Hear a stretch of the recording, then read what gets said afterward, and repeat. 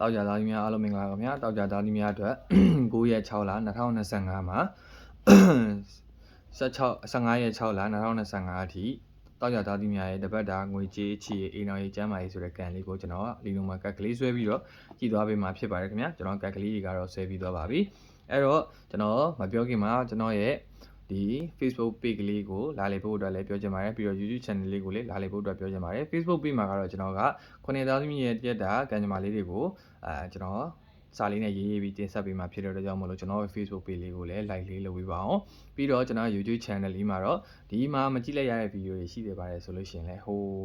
YouTube channel လေးမှာကြည့်လို့ရအောင်ကျွန်တော်ကထပ်ပြီးတင်ပေးတာဖြစ်ပါတယ်အဲ့တော့ကျွန်တော်ရဲ့ YouTube channel လေးကိုလည်းလာလေးပေးဖို့အတွက်ပြောချင်ပါတယ် subscribe လေးလုပ်သွားဖို့မေးပါနဲ့လောလောဆယ်တော့ကျွန်တော်အကောင့်လေးမှာအပေါင်းလေးမနဲ့ရတဲ့နှိပ်သွားပါအောင်အသေးလေးပေးသွားပါအောင် comment လေးရေးသွားပါအောင်ခင်ဗျာအဲ့တော့ကျွန်တော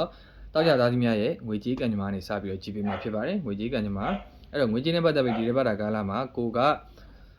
အကူအညီရယူလို့သူဆိုလို့ရှိရင်လည်းအကူအညီတွေရယူနိုင်မယ်ကိုကပေးလို့သူဆိုလို့ရှိရင်လည်းသူများကိုပေးနိုင်မယ်ဆိုတဲ့နမိတ်ကလေးကိုမြင်ရတယ်ငွေကြေးနဲ့ပတ်သက်ပြီးကိုအကူအညီဖေးမှစောင်းရှောက်မဲ့သူတွေပေါ်ပေါက်လာမယ်ဆိုတဲ့တစ်ပတ်တာကာလဖြစ်တယ်အဲ့တော့ငွေကြေးနဲ့ပတ်သက်ပြီးတော့ဒီတစ်ပတ်တာကာလမှာအရင်းနှီးစိုက်ထုတ်ပြီးတော့လုပ်ရမယ့်လုပ်ငန်းတွေပါရှိတယ်ဆိုလို့ရှိရင်လည်းလုပ်တင်တယ်ဆိုတဲ့နမိတ်ကလေးကိုမြင်ရတယ်ပေါ့နော်အဲ့တော့ငွေကြေးကံလေးကတော့ကောင်းပါတယ်အဲ့တော့ငွေကြေးကံပုံမကောင်းမွန်လာစေဖို့အတွက်မိမိရဲ့မွေးနံတောင်းမှာပေါ့နော်စွန်းပွဲတပွဲလှူပြီးတော့ငွေကြေးကံတွေဒီပတ်တာကာလမှာအောင်မြင်လာသေးဖို့ဆုတောင်းပြီးတော့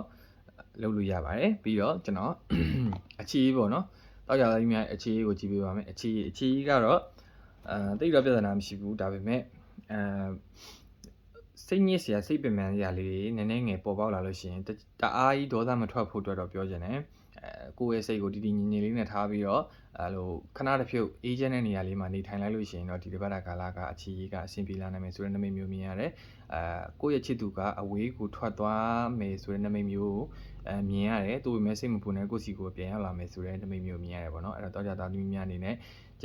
အခြေကြီးကတော့အရင်ညံ့နေတယ်မှာမပါဘူးအဲ့တော့အခြေနဲ့ပတ်သက်ပြီးတော့လိုရမယ့်ရေဒီယာလေးကနှုတ်စီခွက်ကလေးတွေကိုနှင်းစီပိုင်းတစ်ပွင့်ထည့်ပြီးရင်တူလေးနဲ့ထိုးပြီးတော့အိမ်နောက်ဖေးကိုပြစ်ပြီးတော့အခြေကန်ကောင်းလာစေဖို့အတွက်ဆူတောင်းပါတောက်ကြသားသမီးများရဲ့အိမ်တော်ရေးကန်လေးကိုကြည့်ပေးပါမယ်အိမ်တော်ရေးကန်ကတော့ကန်ဆိုးမှာတော်ရမိုးလိုက်လို့ရစိတ်ပင်ပန်းစရာစိတ်ချမ်းမြေ့စရာစိတ်ပူပင်စရာဒါမျိုးလေးတွေကြုံလာရမယ်ဆိုတော့တပတ်တာကာလပဲဖြစ်ပါတယ်အဲ့တော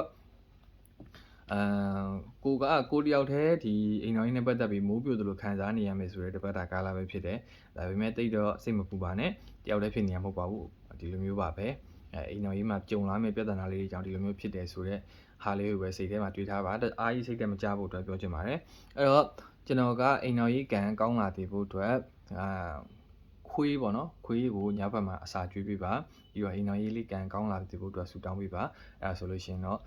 ့အိမ်တော်ကြီးကန်ကစိုးစိုးရွားမဖြစ်ဘူးဆိုတဲ့သဘောမျိုးလေးမှာတက်ရောက်ပါတယ်ပြီးတော့တောက်ကြသားသမီးများရဲ့ကျမ်းမာရေးအခြေအနေကျမ်းမာရေးကတော့မကောင်းပါဘူးကိုယ်သူတစ်ပါးလှုပ်ကြံတာကိုကထိခိုက်ရှာနာဖြစ်တာသူတစ်ပါးကြောင့်ထိခိုက်ရှာနာဖြစ်တာသူတစ်ပါးကြောင့်ကိုယ်ရဲ့ကျမ်းမာရေးထိခိုက်တာဒါမျိုးလေးတွေဖြစ်လာနိုင်တဲ့တပတ်တာကာလပဲဖြစ်ပါတယ်အဲ့တော့တတိထားဆင်ခြင်နေတိုင်းမဲ့တပတ်တာကာလဖြစ်တဲ့ကိုရန်မှုသူဒုက္ခပေးခြင်းတဲ့သူတွေရှိနေပါတယ်ကျမ်းမာရေးနဲ့ပတ်သက်ပြီးတော့အဲ့တော့အထူးတတိထားမယ်တပတ်တာကာလဖြစ်တဲ့အတွက်ကြောင့်မလို့တောက်ကြသားသမီးများကျမ်းမာရေးတော့ကြည့်ဆိုင်ပေးပါအဲ့တော့ကျမ်းမာရေးကိုကောင်းမွန်လာစေဖို့အတွက်ဘာလို့ရမလဲဆိုလို့ရှိရင်မိမိရဲ့တောက်ကြနံတောက်မှာရှိတဲ့ဖျားတို့စင်းတူတော့တော့မဟုတ်အဲ့ဒီအနီးနားမှာရှိတဲ့စင်းတူတော့တဆူဆူကိုသွားပြီးတော့ဖျားရွှေချတာရွှေဆိုင်ကတ်တာဒါမျိုးလေးကုသိုလ်ယူရင်းနဲ့မိမိရဲ့ကျမ်းမာရေးကောင်းမွန်လာစေဖို့အတွက်ဆူတောင်းပေးပါအဲ့ဒါဆိုလို့ရှိရင်တော့ကျမ်းမာရေးလေးကကောင်းမွန်လာမယ်ဆိုတဲ့နမိတ်လေးကိုမြင်ရတယ်တောက်ကြသားသမီးများအားလုံးကျမ်းမာချမ်းသာကြပါစေခင်ဗျာကျွန်တော်အကောင့်လေးကို follow လေးလို့အသေးလေးပေး comment လေးရေးသွားဖို့လည်းမမေ့ပါနဲ့အောင်ကျွန်တော်ပြောထားတဲ့ကျွန်တော်ရဲ့ YouTube channel နဲ့ကျွန်တော်ရဲ့ Facebook page လေးကိုလည်းလာလေးဖို့မမေ့ပါနဲ့ခင်ဗျာကျေးဇူးတင်ပါတယ်